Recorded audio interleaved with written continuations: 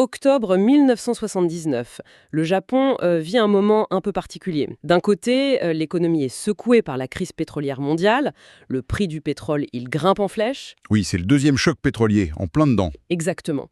Mais Tokyo, enfin la Banque du Japon, adopte une stratégie assez audacieuse, on peut dire. Ils maintiennent des taux d'intérêt bas. Contre-intuitif par rapport à ce qui se fait ailleurs, notamment en Occident, où on monte les taux pour juguler l'inflation. C'est ça. L'idée, c'est de ne pas casser l'élan industriel et technologique du pays. Et ça marche plutôt pas mal. Le Japon reste relativement stable comparé à l'Occident qui s'inquiète d'une inflation galopante. Et pendant que l'économie fait le dos rond face au prix de l'énergie, la culture, elle, est en pleine ébullition. C'est assez frappant ce contraste. Carrément. Au cinéma, par exemple, il y a un film qui cartonne, Galaxy Express 999. Ah oui, les Jimatsumoto. Un phénomène social, vraiment. Les gens font des queues immenses, c'est intergénérationnel. Famille, étudiants, tout le monde veut monter dans ce train des étoiles. Et le succès est tel que ça dépasse même des gros blockbusters américains sortis au Japon. Dingue. C'est dire l'engouement. Et à la télé, il y a une autre œuvre qui marque les esprits, Lady Oscar. L'adaptation de La Rose de Versailles, ça nous transporte en pleine Révolution française, mais avec un regard très japonais, très shoujo au départ. Oui, mais ça dépasse vite ce cadre du shoujo, justement. L'héroïne, son destin tragique, mi-soldat, mi-dame de cour, ça touche un public beaucoup plus large. Déjà un classique au Japon en 79. On la connaîtra bien plus tard en France, mais là-bas c'est déjà énorme. Et côté manga aussi, ça bouge. Oui, on commence à parler de New Wave dans les magazines de prépublication.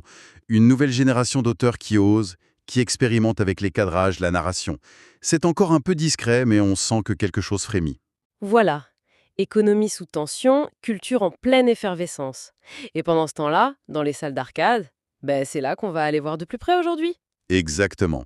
C'est ce monde parallèle, mais tout aussi bouillonnant, qui nous intéresse. Pour ça, on s'est plongé dans plusieurs numéros d'octobre 1979 d'un magazine qui est une vraie mine d'or, Game Machine. C'est le magazine spécialisé de l'époque, le Japon. Une source incroyable pour sentir le pouls de l'industrie à ce moment précis. Notre objectif, c'est donc de décrypter l'actualité de l'arcade japonaise à cette période charnière, voir les tendances, qui fait quoi, et dénicher quelques anecdotes savoureuses, si possible. C'est une période passionnante.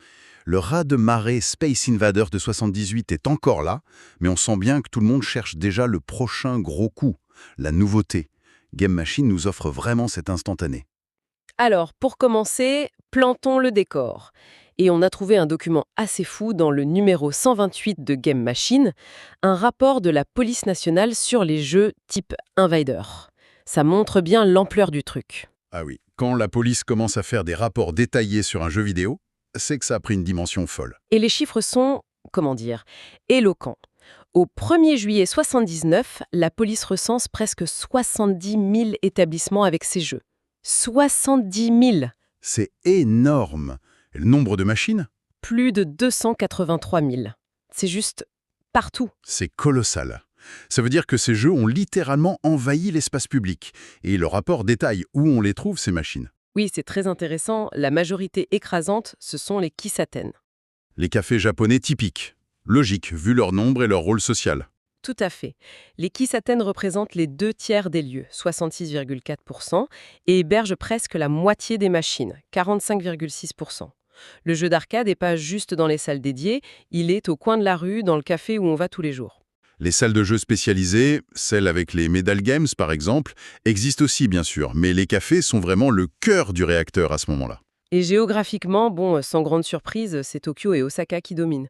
À elles deux, elles concentrent plus d'un quart de toutes les machines du pays. On imagine le bruit. Mais ce rapport, ce n'est pas juste un décompte, j'imagine.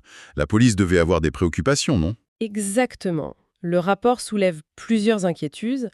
D'abord, la peur que ces lieux deviennent des tamariba. Des points de rassemblement pour les jeunes, potentiellement source de délinquance, l'accès facile, l'argent qui circule, oui, ça peut inquiéter. Et il y a aussi la mention de liens suspectés avec le crime organisé, les Boryokudan. Ah oui, quand même. Dans quelle proportion? Le rapport parle de 1,7% des établissements. Ça peut sembler peu, mais sur 70 000, ça fait plus de 1000 lieux potentiellement liés au crime organisé. Ça jette une petite ombre sur le tableau idyllique du boom des jeux vidéo. Clairement.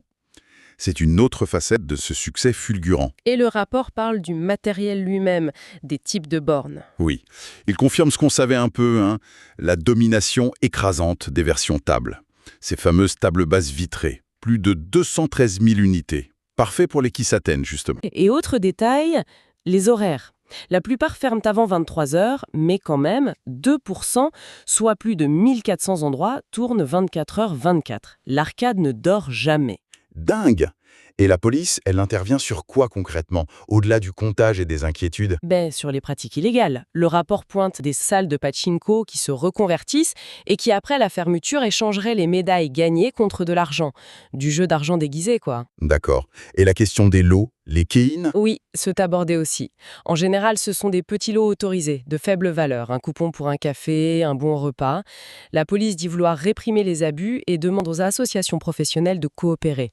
On sent cette tension entre l'engouement populaire et le besoin de contrôle. C'est fascinant de voir comment un jeu comme Space Invaders a pu générer tout ça, hein. Un boom économique, un phénomène social et en même temps des questions de société, de régulation, de délinquance. Absolument. Bon, quittons ce rapport de police et allons voir ce que nous disent les pubs et les articles de Game Machine sur les acteurs du marché en octobre 79. Commençons par Taito, forcément. L'ombre de Space Invaders est toujours là. Ah oui, Taito est partout. Dans le numéro 128, grosse pub pour Space Invaders partout. C'est quoi les nouveautés mises en avant? Pas une révolution, hein, plutôt des ajustements pour relancer l'intérêt. Un ovni mystère qui rapporte plus de points, jusqu'à 500, et surtout une descente parfois aléatoire des ovnis. L'idée, c'est de casser un peu les stratégies répétitives des joueurs experts. Ils essaient de faire durer le plaisir. Et les revenus? Space Stranger. Et puis, ce qui est intéressant, c'est ce qu'on apprend dans le numéro 129. Vas-y. Taito a obtenu une licence pour fabriquer Galaxy Wars, un jeu d'Universal, un concurrent direct chez Mule. Ah ouais, c'est curieux comme stratégie. Pourquoi fabriquer le jeu d'un rival? Bonne question. Peut-être pour contrôler une partie de sa diffusion ou juste pour avoir un catalogue plus large à proposer aux exploitants. Ça montre déjà des dynamiques assez complexes de compétition. Et Taito investit aussi physiquement, non? Oui, le magazine annonce l'ouverture imminente d'un nouveau bâtiment Taito à Osaka. Signe qu'il se développe. Et il lance aussi un nouveau jeu, Space Chaser, Space Chaser. Et il est décrit comment? de façon un peu énigmatique, comme un jeu crossover, Crossover. Qu'est-ce que ça peut vouloir dire à l'époque? un mélange de genres. Peut-être. Shoot 'em up mélangé avec autre chose. Difficile à dire sans y jouer, mais ça montre qu'il cherche à innover, à ne pas rester juste la boîte de Space Invaders. Intéressant. Passons à un autre géant, Sega. Hmm. Quoi de neuf chez eux en octobre 79? Alors, Sega, ils mettent le paquet sur un jeu de course, Monaco GP. Grosse pub dans le numéro 128. Super jeu de course, c'est ça? Oui, le terme est dans la pub, et la description est assez détaillée. C'est un jeu mixte, d'abord contre la montre, puis avec des vies, façon stock car. Il y a un système d'extend play. Si tu dépasses 2000 points au chrono, la partie continue. Pas mal. Et le circuit? Ben, c'est là que ça a l'air ambitieux. La pub parle d'un tunnel sombre, d'un pompier-jeu, d'une zone glissante, d'une flaque d'eau. Ça fait pas mal d'éléments pour l'époque. Et une difficulté qui augmente. Ta voiture va plus vite après 6000 points et les autres voitures après 8000. Ça a l'air assez complet. Et ces gars, ils font pas que des jeux, ils organisent des événements aussi, j'ai cru voir. Tout à fait. Le numéro 129 raconte un tournoi head-on organisé à Osaka, en partenariat avec Esco Trading, un distributeur important. Head-On, l'autre grand succès du moment après Mevaders. Et il y a une anecdote sur le gagnant, non? Oui, elle est géniale. C'est un étudiant de 18 ans qui dit, très sérieusement, avoir décodé tous les patterns du jeu. Excellent. On voit déjà cette culture de la performance, de l'analyse presque scientifique du jeu. Exactement. Et les responsables de Sega et Esco y sont cités, ils disent que ce genre de tournoi, c'est super important pour dynamiser le marché, fidéliser les joueurs. C'est plus que du jeu, c'est de la compète, du spectacle. Logique. Et du coup, Sega en profite. Ben oui, ils sortent Head-On, partent tout. Pub dans le même numéro. La nouveauté QZ. Des zones de demi-tour, U-turn zones, pour varier un peu le gameplay. Ils surfent sur la vague Head-On. Et Sega innove aussi côté pub apparemment. Ah oui, ça c'est très intéressant. Une petite brève dans le numéro 129 signale que Sega lance une campagne de pub à la télé pour Head-On. À la télé! Pour un jeu d'arcade, c'est pas courant à l'époque, si. Non, c'est assez précurseur, hein. L'objectif c'est clair. toucher un public plus large que les passionnés qui fréquentent déjà les salles. Essayer d'attirer de nouvelles personnes dans les cafés, dans les salles. C'est un pas vers la démocratisation du jeu vidéo, en quelque sorte. Parlons d'Universal. On a vu qu'ils licenciaient Galaxy Wars à Taito. Qu'est-ce qu'ils font d'autre? Universal, ils sont très actifs pour protéger leur bébé, Galaxy Wars. Il y a une pub dans le numéro 129 qui en fait la promo, avec un concours au nom un peu bizarre, le Give Up Contest. Le concours de l'abandon. Marrant. Mais leur actu, c'est surtout la défense de leur jeu, c'est ça? Oui, clairement. On trouve un avertissement très ferme contre la copie illégale de Galaxy Wars. Le piratage, les clones, c'est déjà un énorme problème pour ceux qui créent les jeux originaux. C'est le revers de la médaille du succès, j'imagine. Tout le monde veut sa part du gâteau. Exactement. Et c'est là qu'un autre article du numéro 129 est intéressant. Il parle d'un accord trouvé entre Taito et Universal. Ah, sur quoi? Sur les clones de Space Invaders. En gros, Universal, tout en disant qu'ils iront en justice pour protéger leurs propres jeux comme Galaxy Wars, montre une volonté de coopérer, de respecter les règles des associations professionnelles. Une position nuancée, donc. Oui, défendre ses créations, mais sans partir dans une guerre juridique totale qui nuirait à tout le monde. On sent que l'industrie apprend à gérer ces conflits naissants sur la propriété intellectuelle. C'est une phase de structuration. C'est ça. Et à côté de ces trois gros, Taito, Sega, Universal, il y a plein d'autres boîtes qui tentent leur chance si on regarde les pubs. Ah oui, ça foisonne. Nikonbu-san, alias Nishibutsu, est très présent. Ils ont des pubs pour Moonbase, Spectre, un jeu de course, Stun Car, et même un combo 2 en 1, Rolling Crash, qui mélange Stun Car et autre chose. Et ils ont aussi la licence Galaxy Wars, on l'a dit, ils sont sur tous les fronts. Oui. Irem aussi est là, avec des pubs pour PT Head-On et PT Capsule Invader. Ce PT, ça veut dire quoi, à votre avis? Par Time. Des versions moins chères. Possible. Ou Pocket Table. Difficile à dire.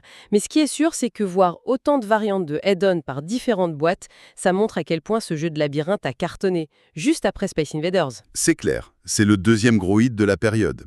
Et il y a aussi Esco Trading, qu'on a déjà mentionné pour le tournoi Sega. Oui, Esco Trading a l'air d'être un distributeur ou un opérateur très dynamique. Leur pub couvre un spectre large.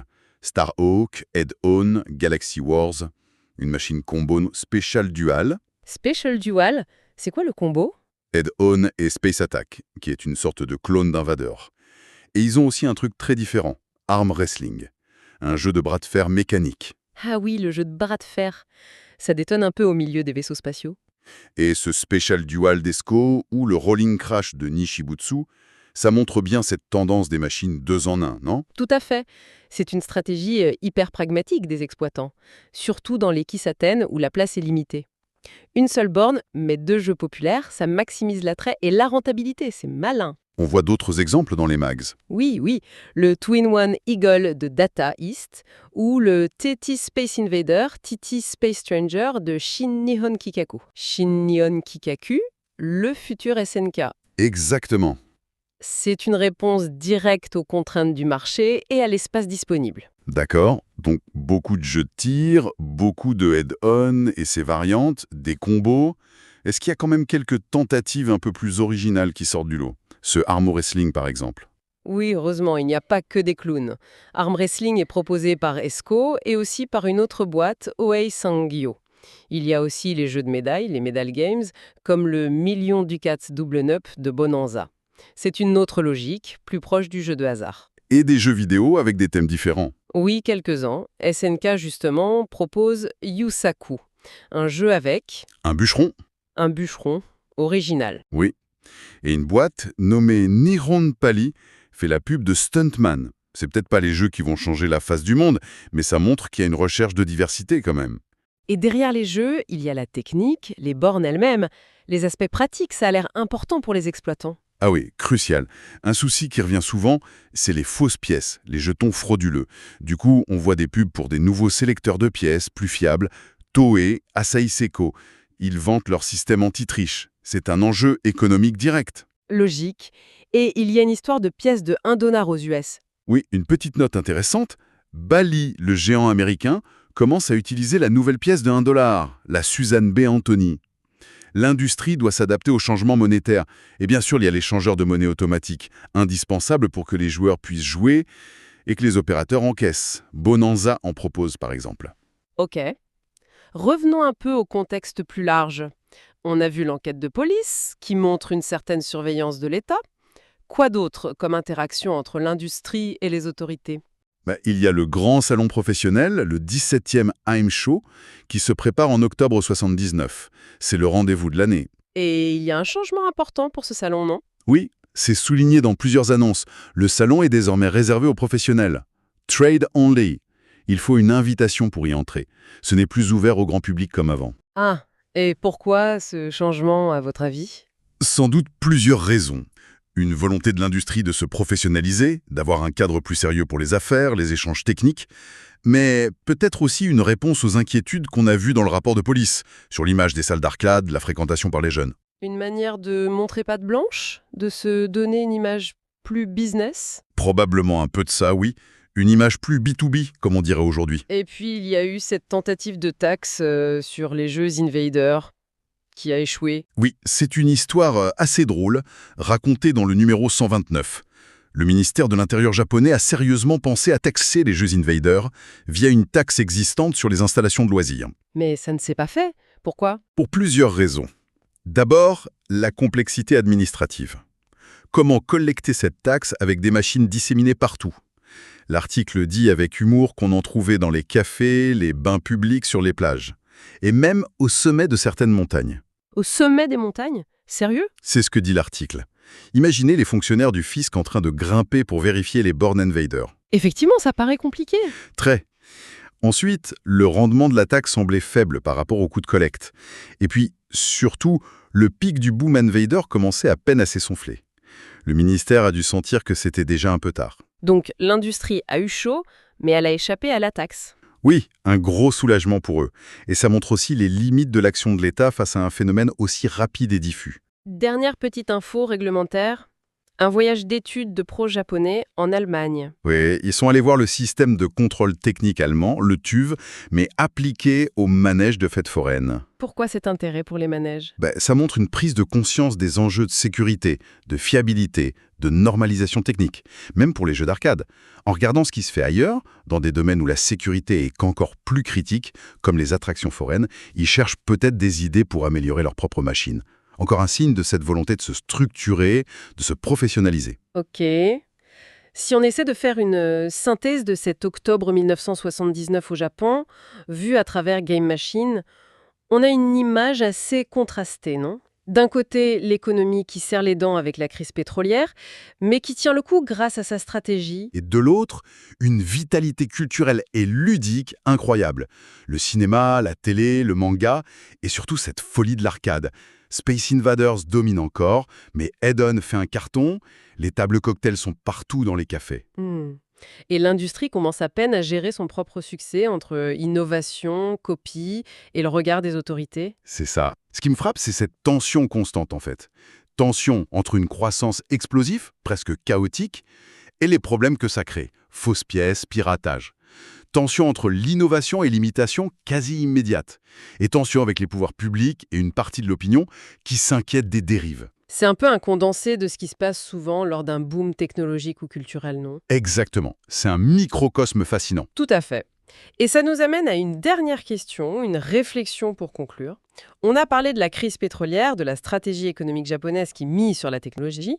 Alors, est-ce que cette concentration incroyable d'énergie, d'argent, d'innovation technique dans l'arcade en 79, est-ce que ça n'a pas, d'une certaine manière, préparé le terrain Préparer le terrain, pourquoi? pour l'ascension fulgurante du Japon, quelques années plus tard, comme leader mondial de l'électronique grand public et bien sûr du jeu vidéo sur console. Est-ce qu'il y a un lien direct entre ces expériences un peu folles menées dans les cafés et les salles obscures en 79 et la future domination de Nintendo ou de Sony sur le marché mondial? C'est une excellente question.